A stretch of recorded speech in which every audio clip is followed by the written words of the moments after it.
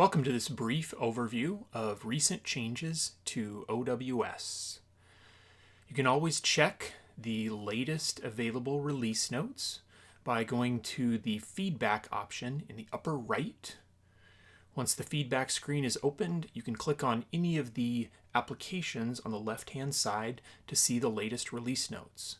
In this case, click on OpenEye Web Services and then click on the release notes for the current release to see that information. With this overview, we'll cover some of the key features that were premiered in this new update. But as usual, we won't go through every single item on the release note, as sometimes it's hard to show every single item that's listed on there. One of the number one things that you'll notice when you log into OWS now is that the login has changed. When you land on ows.openeye.net, you'll see that it only prompts you for your email address.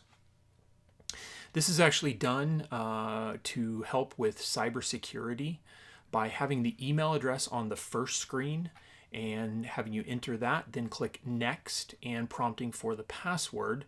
This helps reduce brute force attempts as well as a number of other hacking methods that can be tried. The other thing that this provides for us is a gateway to integration with some third-party single sign-on applications. The first that will be premiering fairly soon is the Okta integration.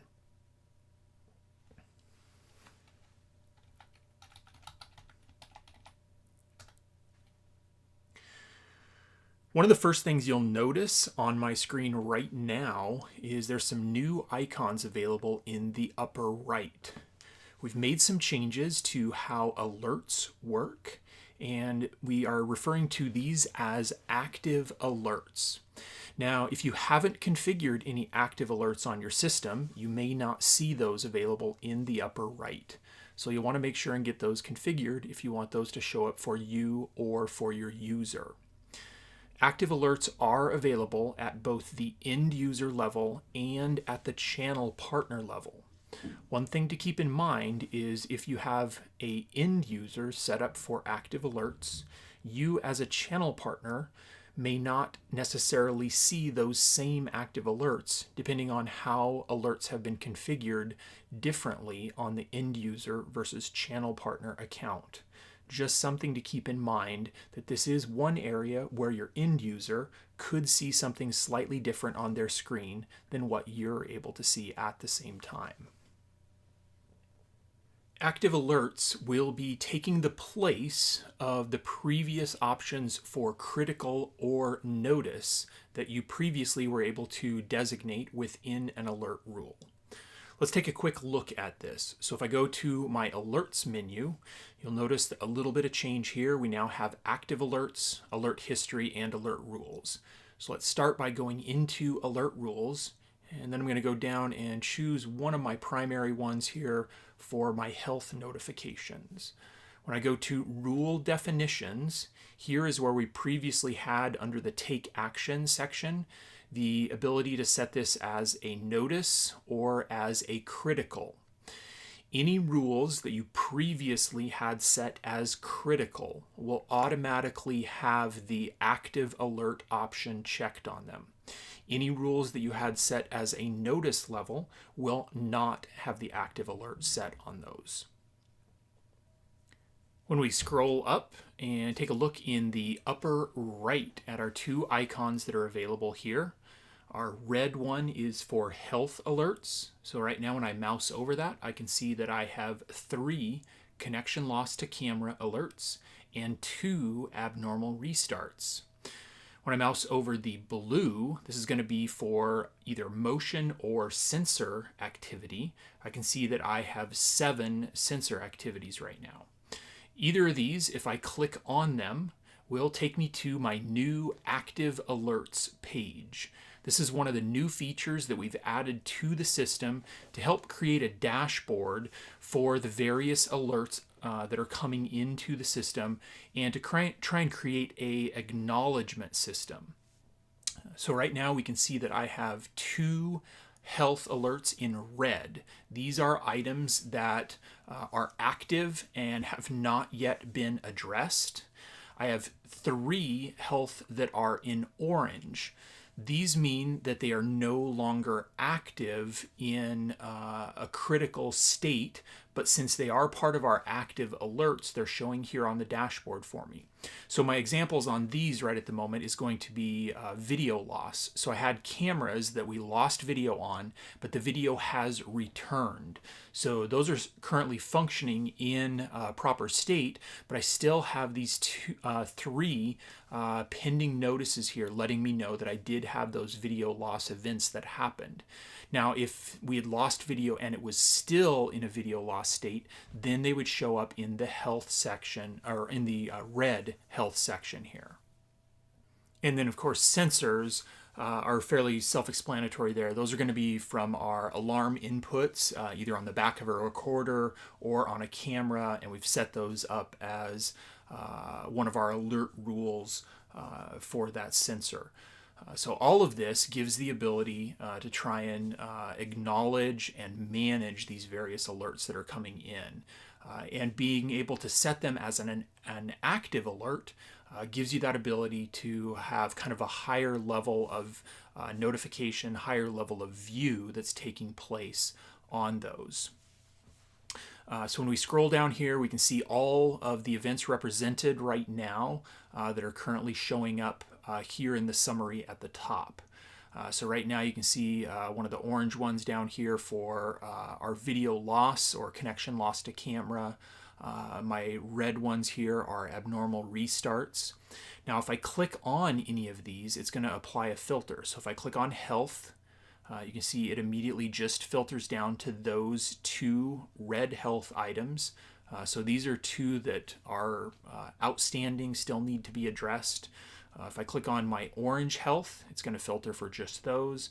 If I click on my blue sensor, it's going to filter for just those. I also have the actual filter capability here, so I can clear all, or I can do show filters, and you're pretty familiar with this part if you've worked with the alert history. Similar setup here where we can filter by different options. As far as the acknowledgement goes, let's take a look at our 2 main health ones here, and I'm going to go into view to take a look at this. So right now you can see this is an active alert for an abnormal restart. We've updated some of the phrasing here, so we're providing some possible causes without trying to alarm you or the customer. We don't fully know why the abnormal restart happened, but here's some ideas on what could be going on and just that indication that this needs to be investigated. At this point, I have the ability to change this from open not acknowledged to open acknowledged or to closed. I also have the ability to add in notes here, so I can provide some commentary for any coworkers or anyone else that's going to be checking on this. And then, as we've seen in the past, over on the right, we can connect to this recorder to see some more details about it, and we can link back to the rule that generated this alert. And then when we look down below, we can actually see the events that led up to the cause of this alert. So at this point, let's go ahead and change this to a open acknowledged, and then I'm going to save those changes. Now, when I go back up to my active alerts, we're going to see a little bit of difference. Now, it still is showing up here for my main health, but when you look over on the right, on the one that we have acknowledged under details, there is a little person icon there. And if I mouse over that, it'll show that it was acknowledged by me. So this gives that little bit of detail there. So here we'll go ahead and go into the other one. Let's go ahead and acknowledge this one as well. We'll save that. And now when we go back to our active alerts again, now we can see that both of those have been acknowledged. We can do similar things on these that are in a less active status. So here we have camera loss, but then that has returned. So here we can go ahead and acknowledge or close that as well. So these have returned and say we've already troubleshot the issue. So we can go ahead and click closed on those. So when I hit close, now this is going to actually change it to a different bit of state. When I come back out here to my active alerts, we will see, let's go ahead and filter here, and we can see that that one has disappeared from our list, but this dashboard right here takes a few seconds to refresh to show those changes. We can go ahead and do a similar thing on one of these here. Let's go ahead and go in on both of these, say we troubleshot this, figured out what the problem is. So let's go ahead and change that to a closed state. All right, so that's how that process works. Gives you that, again, that ability to acknowledge what's going on. So we're showing those various counts and the ability there to see those. The other thing to be aware of here is that the alerts will age out of the dashboard automatically over time to help you maintain focus on what the current active alerts are that require your attention. So the red alerts after 24 hours will age out of the red status and switch to an orange status. And then orange alerts will age out after 72 hours and they will no longer show up on the active alerts.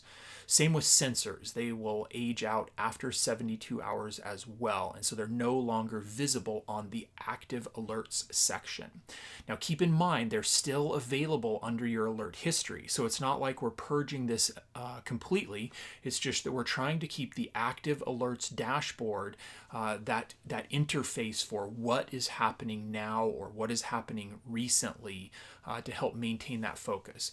Otherwise, you end up with the potential of a system that you might have hundreds of alerts because you have someone who manages it and they went on vacation, and so all of those alerts have built up, and then it becomes meaningless when there's so much data there that you can't manage it.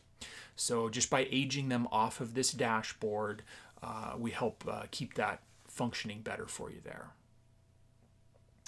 Again, though, we can go over to alert history and we can see all of those items available there. So while we're here on alert history, the other thing you might notice is you can see here to the right, I've got that acknowledgement and closed by that shows up here. So even though we're not on the active alerts dashboard, we still have this icon available here. You'll also notice the new icons on the left-hand side. So our little cross for a health symbol, our little target for the sensor, and then we've also got, of course I don't have any on the list at the moment, but there is a different icon for motion activity. So if you are doing motion sensors, that'll show up under a different one there as well. The other thing to note with active alerts is if you are generating an email for those active alerts, the emails look a little bit different now. So here you can see two samples. I've got one for the connection loss to camera and one for sensor activity. And the main thing here is that we're calling out that this is an active alert right in that banner at the very top in the preview. You can also see it in the subject line that we're starting the subject line with the word active. You'll also notice the text here we've kind of cleaned up, tried to make a little bit more meaningful so that there isn't so much text there that's running together. So just a couple of the other changes related to the alerts that have been added in. The other new thing that we've added in regard to alerts is video analytic alerts. So we did some integration with the Hanwha X Series analytic cameras.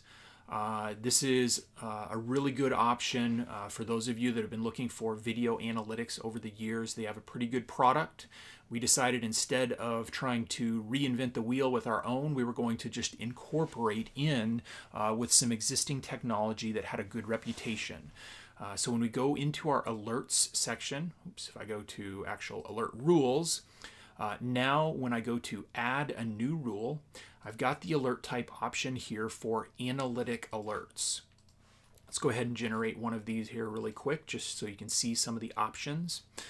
So here within the rule definition, I've got options for audio analytics or video analytics. Some of their cameras do have an audio option, so you can see under the audio option we can do basically any audio detected, explosion, glass break, gunshot, scream. And here we are relying completely upon the camera analytic function and the camera actually triggering that analytic and sending information to us. If we switch to video, which really is the more useful, very popular option here, we've got an area entered, an area exited, motion within a specific box area, a camera out of focus, tampering with a camera, a change made to an area. This can be workable as that object left behind or object taken, but there is some fine-tuning that has to go into that. Face detection, fog or smoke, a line cross, and loitering.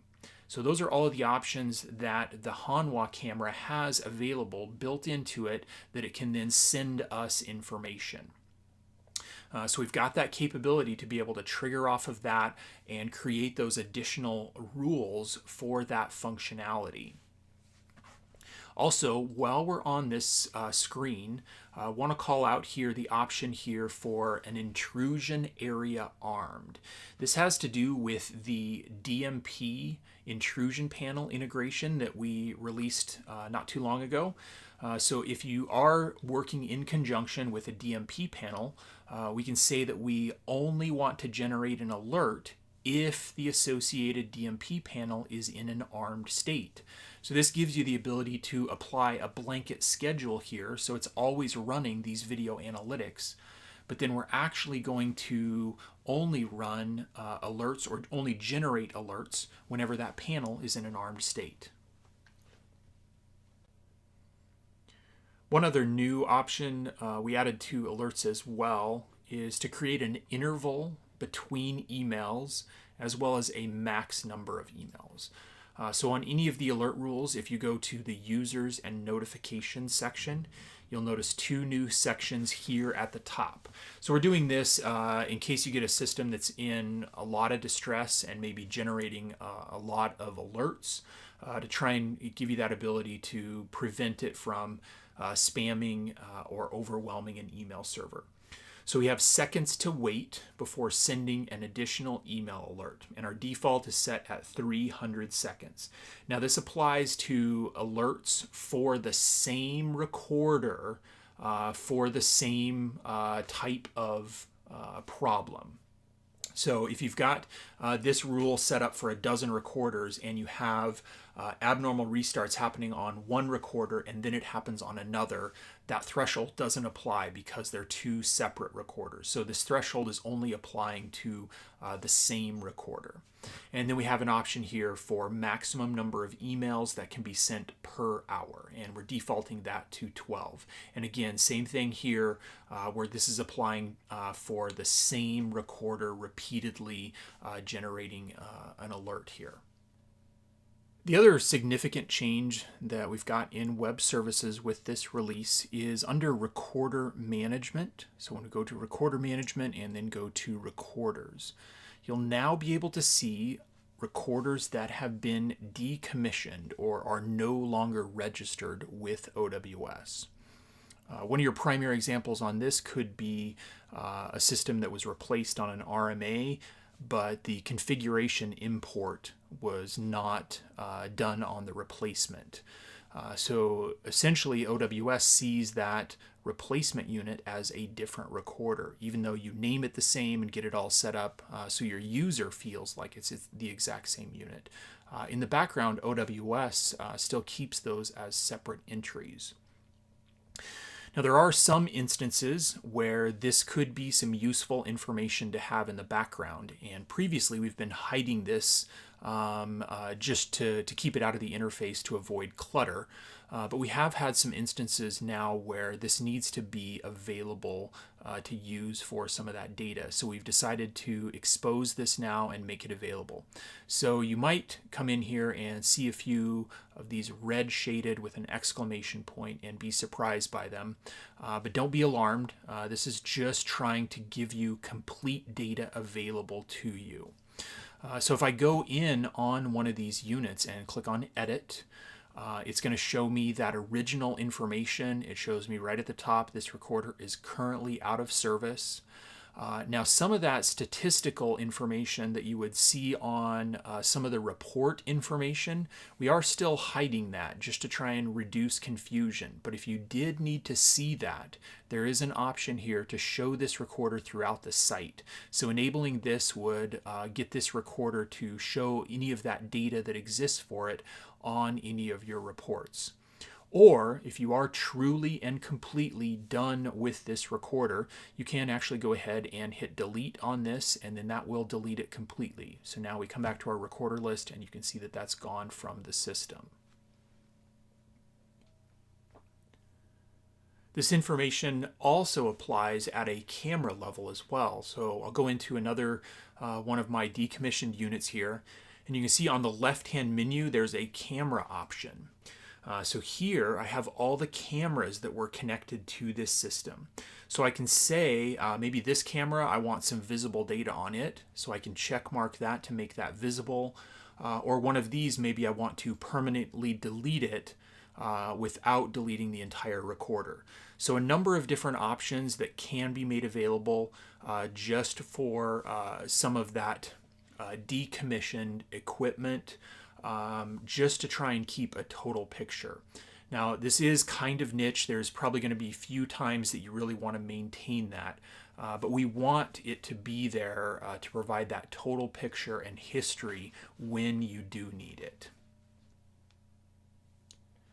The one other significant update that I do want to call out real quick is that we have added GDPR. So this is the General Data Protection Regulation out of the EU. So your customers may be prompted for a new end user license agreement depending on what area they're connecting from. Just something to be aware of, that we are following that compliance. That's going to do it for this overview session showing some of the new features of OWS. Again, want to call out in the upper right, if you go back to the feedback section, you can always leave us some feedback, and you can always see the latest release notes for each of the application platforms, as well as see some of the things that are coming in the near future. Hopefully this was informative, and I appreciate your time in attending. Thanks. Have a good day.